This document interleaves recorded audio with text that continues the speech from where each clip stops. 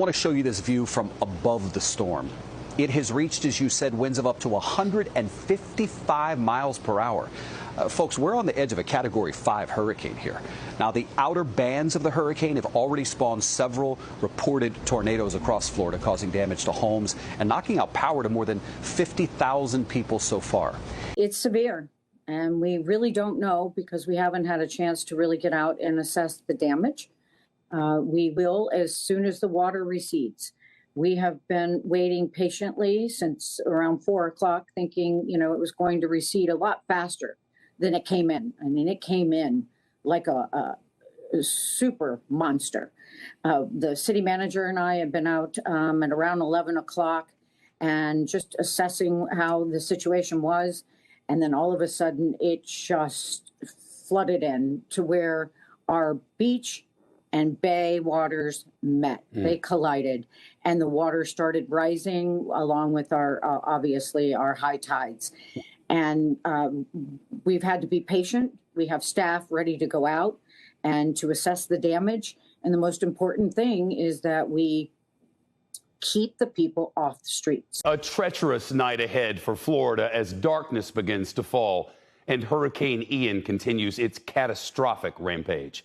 The Category 4 storm moving at an excruciatingly slow pace, only 8 miles per hour forward progress, not much faster than a person going for a jog. More than 1 million Floridians have no power right now. Hurricane Ian made landfall, tied as the 5th most powerful storm ever to hit the United States. A Category 4 hurricane, maximum sustained winds 150 miles an hour, just shy of a Cat 5. The center of the storm struck Cayo Costa, a barrier island west of Fort Myers and Cape Coral in Lee County. I'm going to ask Randy to take a look. This is where we were. We were showing you the ocean. We were showing you the Gulf, really, the Gulf of Mexico, and the storm surge coming in. It continues to come in. Now, if Randy just tilts down a little bit, you can see this is our parking lot. This is the parking lot of where we're staying. Look at the water coming in over here. Now, look down there. You can see cars completely submerged. You can see debris flying around. Look over to the left there. There are 3 cars. There's a dark gray car closest to us, then a silver car, and a white car behind it. None of those cars are where they were actually parked. In fact, you can see that silver car in the middle has been completely pushed. That's the situation with all the vehicles. I haven't even gone around to the other side of the building where my vehicle is parked, but I suspect it's the same situation. Look at these properties across here. These are homes and apartments that have car parking underneath. The car parking is now almost completely submerged. There's debris all over the place. It's entirely flooded, and we are probably high tide here is going to be about 8 or 8:30 p.m. So we are hours away from high tide. We're also a few hours away from the worst of the storm being in. We're several miles south of where the cone for this storm is and where landing is going to be, but it's a very, very big storm. So over the course of the next few hours, we're not even at 1 o'clock, probably 2, 3, 4, 5, and 6 are going to be worse than this. So you're going to continue to see this forceful flooding come in. There's no beach left in Naples. There's no beach anywhere from Naples all the way up to Sarasota at this point. Everything is entirely submerged, but it's not the beach that's the problem. It's all this. For as far as the eye can see, here in Naples, there's water inward everywhere. Cars are going to start floating around. That means roads are going to be blocked. It means trees are coming down. We're seeing a lot of these very, very solid palm trees that are used to this kind of weather, or at least similar winds. Look at the way they're blowing. Trees come down. That means electricity comes down. We've already lost power here. You've spoken to some people who have power, but a lot of these communities were well over. I think we're into close to 200,000 people in southern Florida without power. So, and the final thing, Andrea, is for rescues or for power, we're not anywhere close to the height of where the winds are going to be.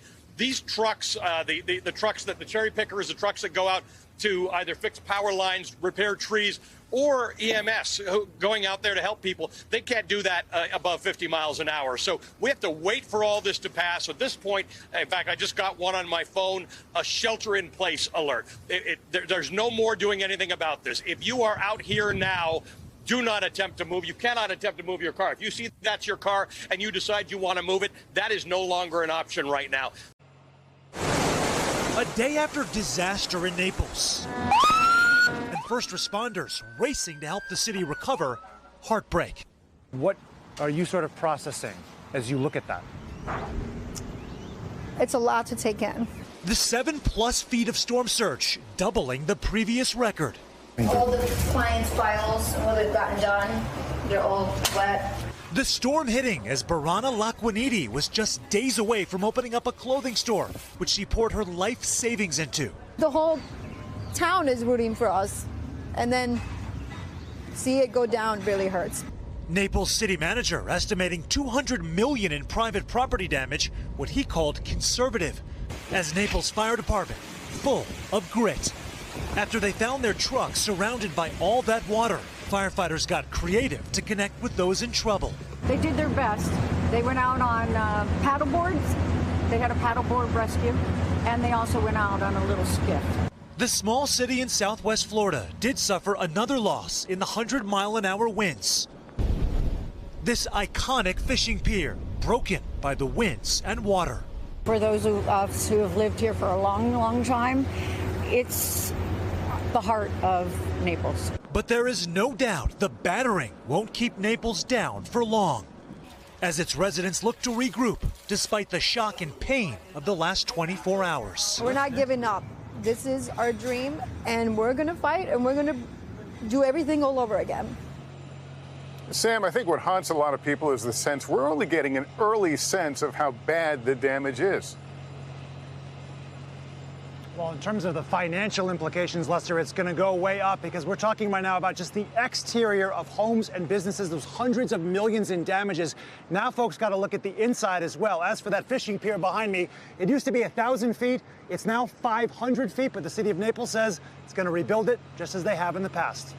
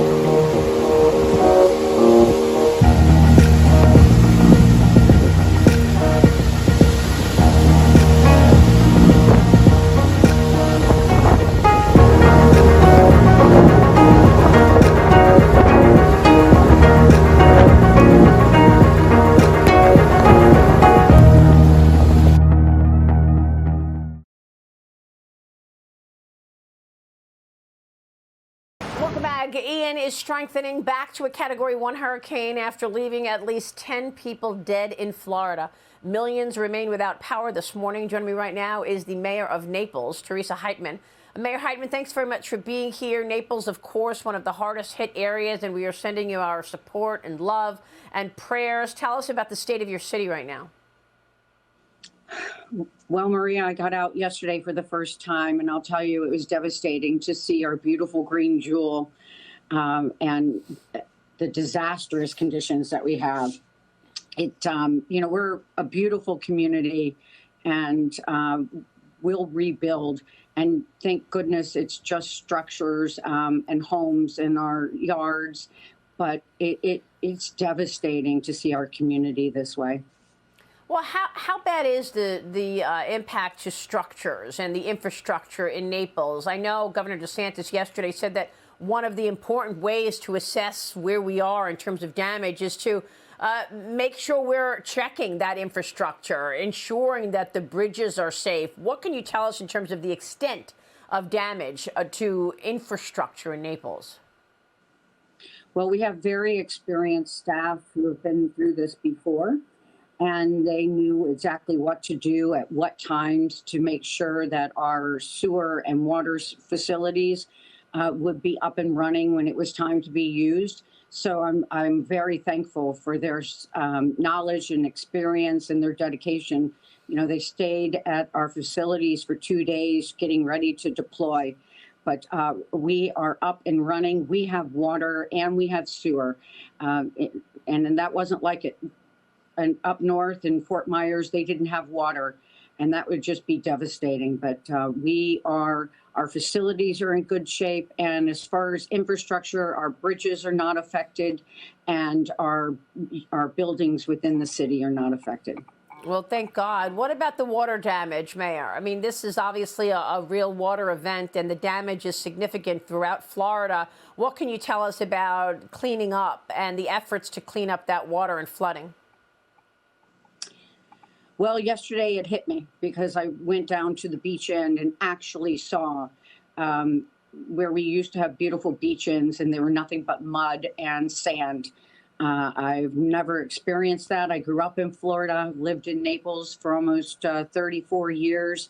And the rush of water that came 2 days ago was just incredible. We had a moat around City Hall. I couldn't believe it. I've never seen such flooding. I have a Sprinter van, and the water was all the way up to the windows. I mean, yesterday I saw a video of a shark swimming in the street. It went viral after Ian made landfall because it was hard to understand, where the water was, where the street was. And next thing you know, we see a shark swimming in the street. Was that the effect of how significant the winds were? Well, Maria, the ocean and our bay met at one point in time. And you couldn't see the streets. We just looked like one big river. And we also had large grouper and fish cleaning up yesterday as far as City Hall. And City Hall's 8 blocks from the beach. So it was a little bit stunning to see dead fish on the streets. It was incredibly stunning. Let me get your take on the cost of this. Do you have any assessment in terms of what kind of money will be needed in this recovery and the cost that you'll be facing? Well, Mr. Young, our finance director, has been through this before, and we had about 6.7 with Irma million. He estimated, and that's an estimate yesterday morning, of 20 million for just the city's part, and then about 200 million for the private homes and damage. But I bet today when we have another assessment, it'll be much larger. Wow. Well, this is just incredible. You are surviving what is now being called one of the worst storms on record. We'll be watching. Please let us know if there's anything you need us to communicate to the people out there in terms of your recovery efforts, Mayor, and whether or not you're getting what you need from the federal government. Oh, I think we will. I've spoken to U.S. Senator Rick Scott, and he's behind us, Congressman Byron Donalds. But the most important thing is for people to be patient and wait, because the streets are still muddy and water is still on the streets. and we're still concerned. We don't have electricity throughout most of the city, and that's our biggest concern is safety for our community. All right, we will leave it there. Thank you, Mayor Teresa Heitman, and we send our prayers. We will continue to follow this. Thank you so much.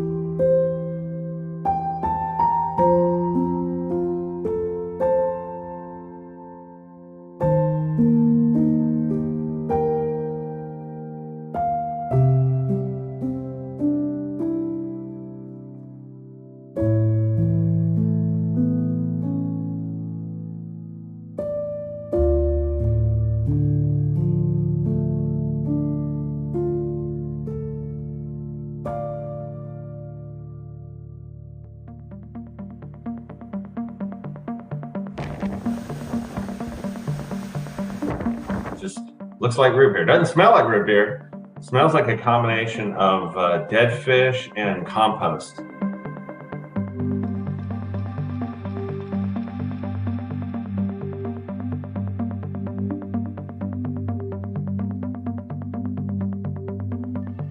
It just looks like, just this brown sludge coming out.